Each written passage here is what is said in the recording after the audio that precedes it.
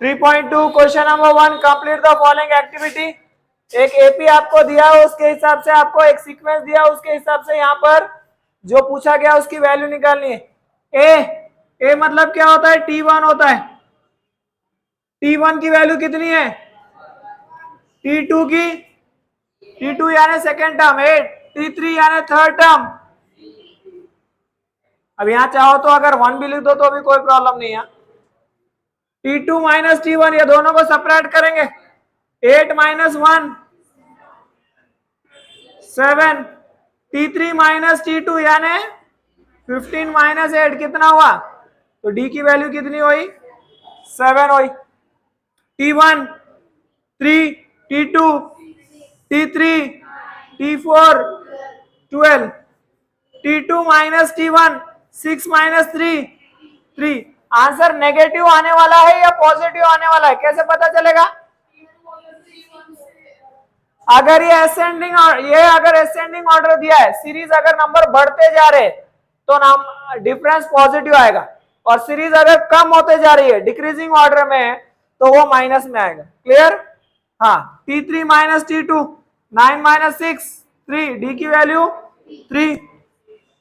ये decreasing order में क्या इंक्रीजिंग ऑर्डर में, माइनस में आंसर आने वाला है। T3 की वैल्यू पूछा है इसमें सबसे पहले, T2 की, T4 की और T1 की। T2 माइनस T1, ये दोनों का डिफरेंस देख लो, 5 है, डिक्रीजिंग ऑर्डर में तो -5 -5, ए की वैल्यू -3, डी की वैल्यू -5। ये भी डिक्रीजिंग ऑर्डर में आंसर नेगेटिव आएगा डी का। T1 T2 T3,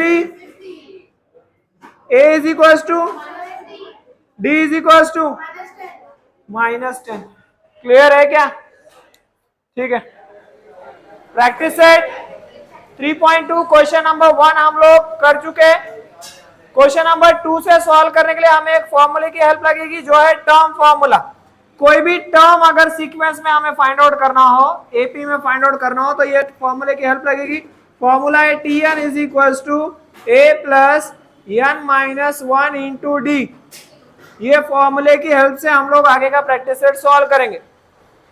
जैसे कोई एक अरिथमेटिक प्रोग्रेशन आपको दिया है 2 4 6 8 एंड सो ऑन, और बोला है कि इसका 100 टर्म कौन सा आएगा, तो 100 टर्म फाइंड आउट करने के लिए कोई भी टर्म, 100 टर्म हो, 52 टर्म हो, 55th टर्म हो, कोई भी टर्म अगर फाइंड आउट करना है तो टर्म फॉर्मूले का हेल्प लेंगे। Tn is equal to A plus N minus 1 into D. यहाँ पर ए का मतलब क्या है, फर्स्ट टर्म, और डी का मतलब क्या है, कॉमन डिफरेंस। क्लियर है? ये लिख कर ले लो। Decide whether the given sequence is an AP, if so then find the 28th term. Question क्या है पहले वो समझते हैं। क्वेश्चन ये है कि ये जो सीक्वेंस दिया हुआ है ये अरिथमेटिक प्रोग्रेशन है या नहीं है, पहले तो वो डिसाइड करना है। इफ सो का मतलब कि अगर वो एपी है तो इस सीरीज में 28 टर्म कौन सा आएगा, मतलब 20 टर्म कौन सा आएगा वो हमें फाइंड आउट करना है। जैसे ये फर्स्ट टर्म है, second, third, fourth, fifth, six, 7 term तक हमें दिया है, तो इस सीरीज में अगर आगे चलते जाए तो 20 नंबर पे कौन सा टर्म आएगा, उसका आंसर क्या होगा, ये फाइंड आउट करना है। सबसे पहले तो हमें ये फाइंड आउट करना पड़ेगा कि ये अरिथमेटिक प्रोग्रेशन है या नहीं। अरिथमेटिक प्रोग्रेशन है या नहीं कैसे पता चलेगा, डिफरेंस अगर सेम आ जाए सभी का तो अगर अरिथमेटिक प्रोग्रेशन है या नहीं पता करना है तो सभी के वैल्यू चेक करने पड़ेंगे हमें। तो हियर सबसे पहले लिख दो कि T1 की वैल्यू क्या है, तो -12, T2 -5, T3 2, T4 9, T5 T6 23 और T7 30। सारे वैल्यूज हमें देखने पड़ेंगे। D is equal to T2 minus T1, T2 की वैल्यू -5 -12, सो -5 या माइनस और minus plus, -5 plus 12 7। D is equal to T3 minus T2, 2 minus -5 minus और माइनस प्लस, 2 + 5 कितना हुआ 7। फिर से d is equals to T4 minus T3 यानी 9 - 2 कितना हुआ 7। Next d is equals to T5 minus T4 कितना हुआ 16 - 9 answer 7। d is equals to T6 minus T5 यानी 23 - 16 7 और d is equals to T7 minus T3 यानी 30 - 23 यानी 7। लास्ट तक चेक करना जरूरी है। अगर लास्ट में भी आंसर चेंज आ गया, सारे सेम आ रहे, सिर्फ लास्ट वाला अलग आ रहा है, तो भी वो अर्थमेटिक प्रोग्रेशन नहीं होगा। और अगर अर्थमेटिक प्रोग्रेशन नहीं होगा तो यहीं पर आंसर खत्म कि the given sequence is not an AP. लेकिन अब डी का आंसर सेम आ रहा तो हम लिखेंगे the given sequence is an AP and D is equal to 7। Clear है क्या? अब यहां पर सिर्फ d की वैल्यू मिलेगी, तो अब ये d की वैल्यू लेके हमें इस सीरीज का 20 टर्म फाइंड आउट करना है। वो करेंगे, इतना लिख कर लो। अब ये एपी है तो आगे हमें बोला है कि अगर ये एपी है तो 28 टर्म की वैल्यू क्या होगी, यानी T20 की वैल्यू क्या होगी। तो टर्म पूछा है तो टर्म वाला फॉर्मूला ले लो, Tn is equal to a plus n minus 1 into D. Tn मतलब यहाँ T n की जगह क्या लिखना है 20। क्लियर है क्या? मतलब n की वैल्यू हो गई 20, a मतलब T1 की वैल्यू -12 प्लस n की जगह क्या लिखना है 20 - 1 इंटू डी कितना आया था अपना 7। तो T20 is equal to -12 plus 19 into 7। पहले प्लस होता है या मल्टीप्लाई होता है? अकॉर्डिंग टू बॉडमॉस पहले मल्टीप्लाई करेंगे। 19 7 133। T20 अगर एक नंबर पॉजिटिव हो और एक नंबर नेगेटिव हो तो क्या किया जाता है, माइनस करेंगे, साइन बड़े नंबर की देंगे। बड़ा नंबर 133 है, उसकी साइन प्लस है तो आंसर पॉजिटिव आएगा। 2 3 - 2 1, 3 - 1 2 और ये 1 का 1 यानी 121। देयरफॉर स्टेटमेंट लिख दो, therefore the 28th term of the given sequence या of the given AP is 121. The 28th term of the given AP is 121. ये समझ में आ रहा है क्या सभी को? ठीक है। क्वेश्चन बोला है गिवन अर्थमेटिक प्रोग्रेशन। अब ये सीक्वेंस नहीं है, ये अर्थमेटिक प्रोग्रेशन ही है। अब हमें डी की वैल्यू बार बार ढूंढने की जरूरत नहीं, एक ही बार सॉल्व करेंगे डी। जहां अर्थमेटिक प्रोग्रेशन बोल दिया गया है वहां डी की वैल्यू सिर्फ एक बार सॉल्व होती है।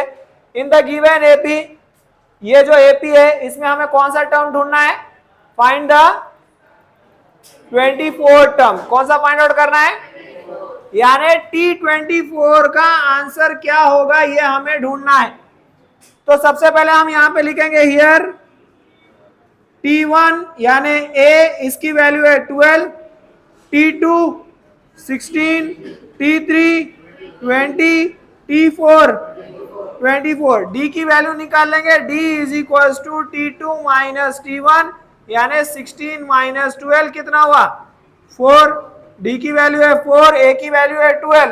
इसको यूटिलाइज करेंगे Tn के फॉर्मूले से, Tn is equal to A plus n minus 1 into D. Tn यानी T24, A की वैल्यू 12 प्लस n की जगह क्या लिखे अपन ने 24 माइनस 1 इंटू डी की value 4। T24 is equal to 12 plus 23 into 4।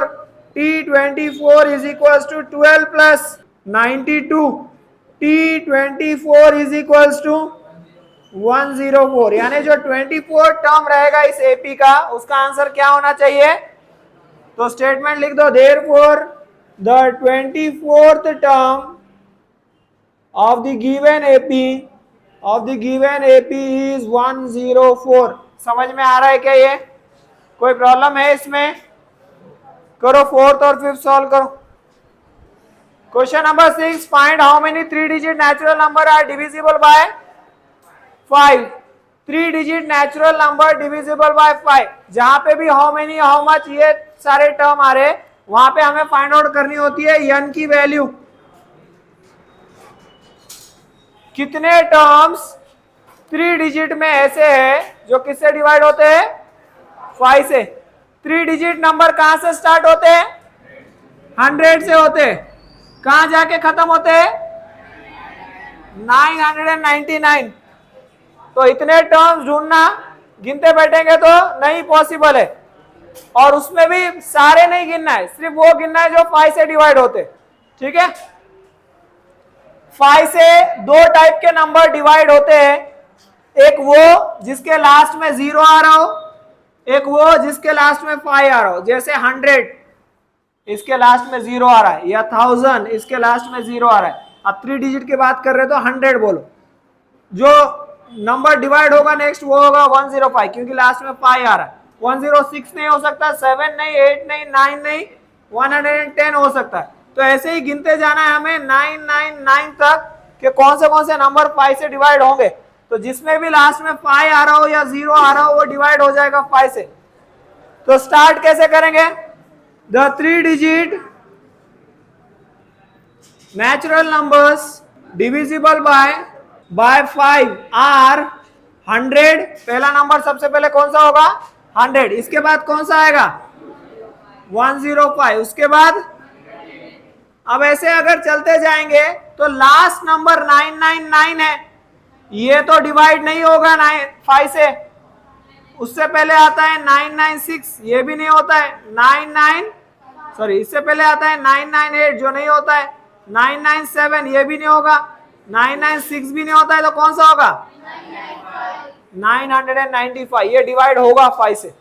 तो हमारा फर्स्ट नंबर 100 रहेगा और लास्ट नंबर रहेगा 995। लास्ट नंबर को हम डिनोट करते हैं TN से। किससे डिनोट करते हैं? उसी को एंड टर्म बोला जाता है या लास्ट टर्म बोला जाता है।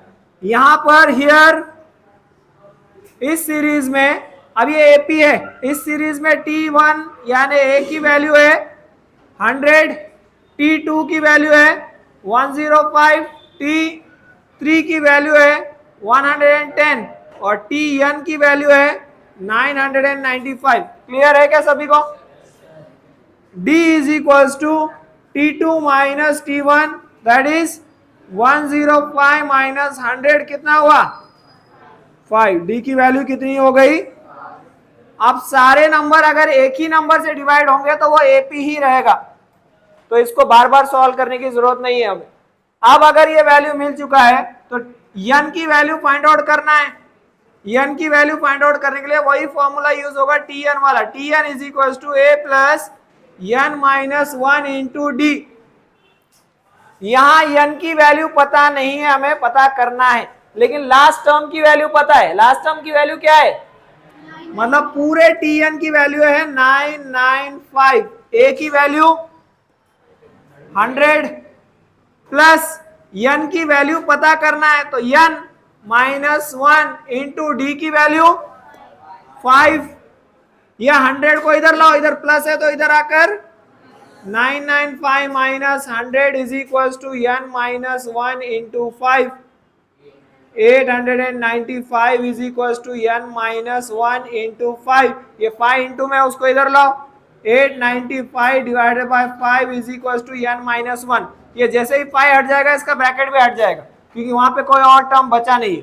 5 से डिवाइड करो, 5 1 जा 5, 3 बचे, 5 7 जा 35, हाँ 5 9 जा 45, n माइनस 1, माइनस 1 इधर लाएंगे तो 179 plus 1 is equal to n, यानी 180 is equal to n। n मतलब number of terms, number of term जो किससे डिवाइड हो रहे हैं? 5 से, जो कि 3 डिजिट वाले। तो 100 से लेके 999 इनके बीच में 5 से डिवाइड होने वाले कितने नंबर हैं? हाँ, तो वही स्टेटमेंट में रहेगा, therefore there are 180 3 digit natural numbers divisible by 5। समझ में आ रहा है क्या? ये लिख कर लो। The 11th term and 21st term of the AP is 16 and 29 respectively. Find the 41st term. Question क्या है पहले वो समझते हैं.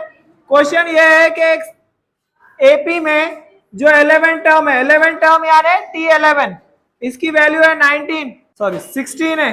T11 की वैल्यू कितनी है और T21 की वैल्यू कितनी है.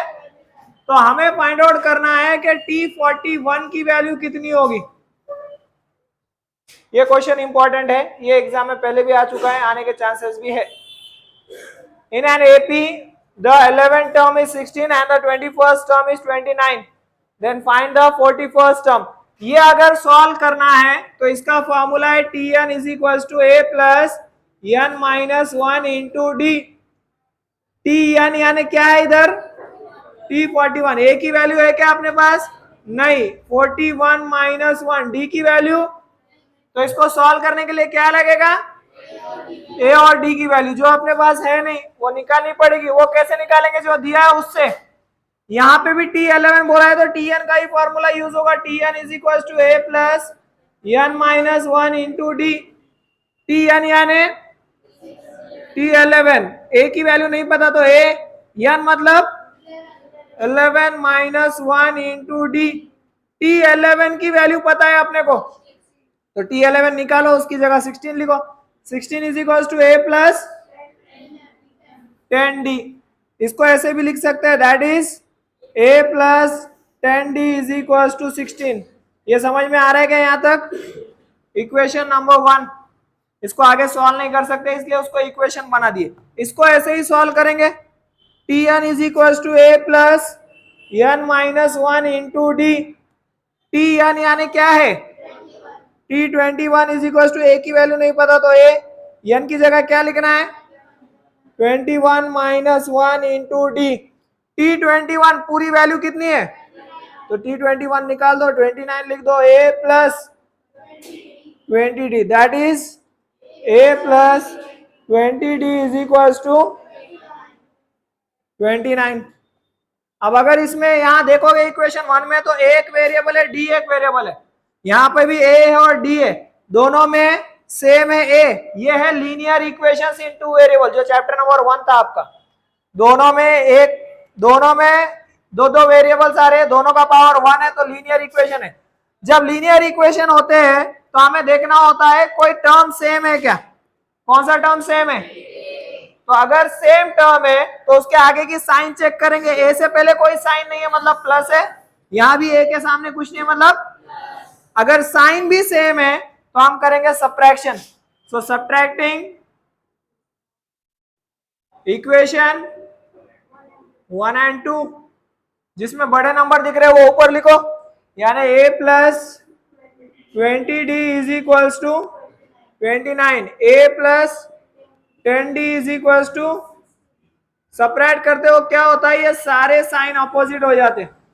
Plus A minus A cancel. 20 minus 10 10D. 29 minus 16 13. D is equal to 13 by 10. D की वैल्यू कितनी है, इसको दे दो इक्वेशन A.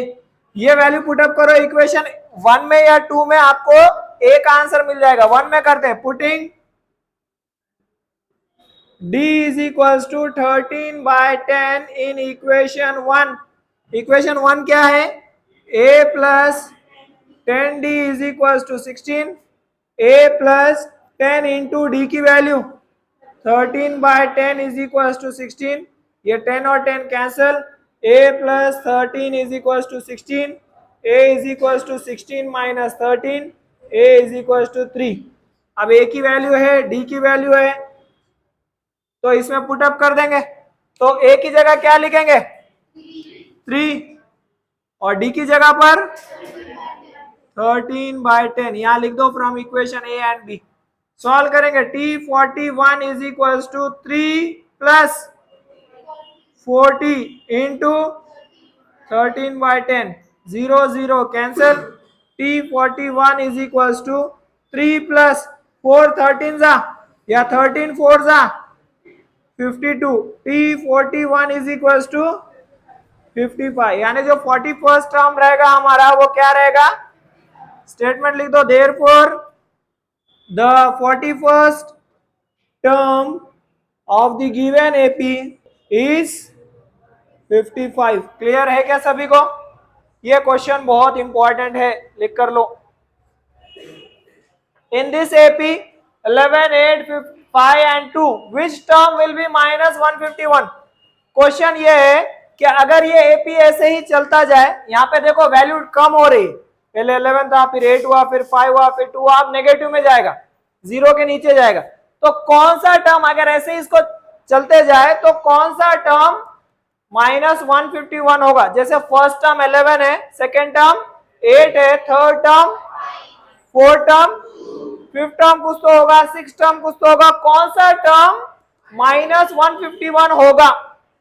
कौन सा टर्म? विच टर्म को अंडरलाइन करो, जहां पे भी how many, how much, which term ऐसे क्वेश्चन आते हैं वहां पे n की वैल्यू फाइंड आउट करनी होती है। क्या फाइंड आउट करना है हमें? n की वैल्यू। अब इस एपी में इसको एपी बोला है, so here T1 is equals to A is equals to 11, T2 is equals to 8, T3 is equals to 5, T4 is equals to 2, और ये क्या है? Tn लास्ट टर्म है वो अपने सीरीज का, वहां तक ही देखना है अपने को। तो Tn is equals to minus 151। Clear है क्या?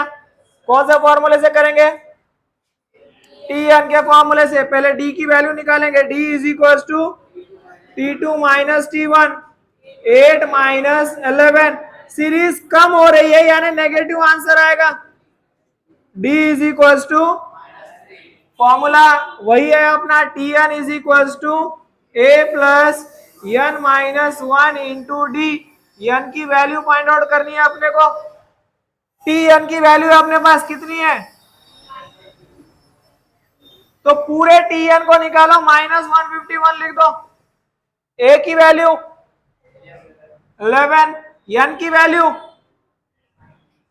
n की वैल्यू नहीं पता, n, d की वैल्यू -3। अब सबसे पहले ये 11 151 के नजदीक है, उसको इधर लाओ, -151, ये प्लस है इधर आया तो -11 is equal to n minus 1 into -3, minus दोनों माइनस तो एडिशन साइन बड़े नंबर की 162, n माइनस 1 इंटू -3, वो -3 को इधर लाएंगे, -162 by -3 is equal to n minus 1, minus minus cancel, 3 के टेबल में 3 5 15, 1 कैरी फॉरवर्ड हुआ, 3 4 12, n माइनस 1 इधर लाओ, 54 plus 1 is equal to n, 55 is equal to n, यानी कौन सा टर्म हमारा -151 होगा? Therefore, the 55th term of the given AP will be -151। Clear है क्या? लिख कर लो। Question number 10, in an AP the 17 term is 7 more than its 10 term, find the common difference।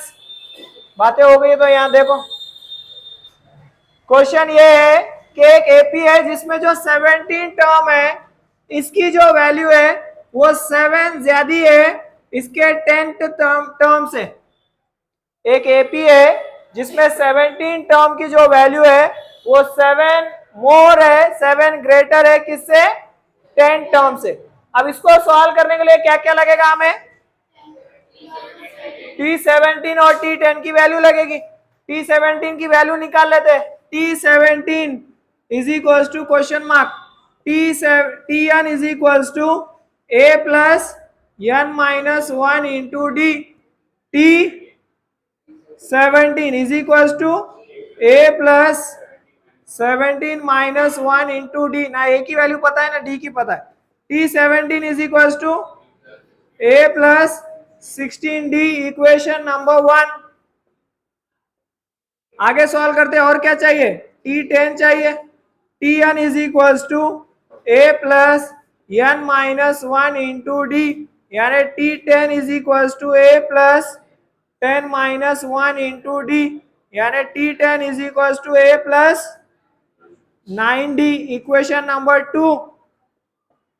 T17 की जगह ये वैल्यू लिखी जा सकती है, कौन सी? A plus 16D। और T10 की जगह क्या लिख सकते हैं? A plus 9D। कहां से पता चला ये? From equation 1 and 2। यहां पर भी A और यहां पर भी A कैंसिल। 16D, वो 9D को इधर लाओ तो minus 9D is equal to 7D is equal to 7D is equal to 7/7D is equal to 1। Therefore, the common difference of the given AP is 1। लिख कर लो।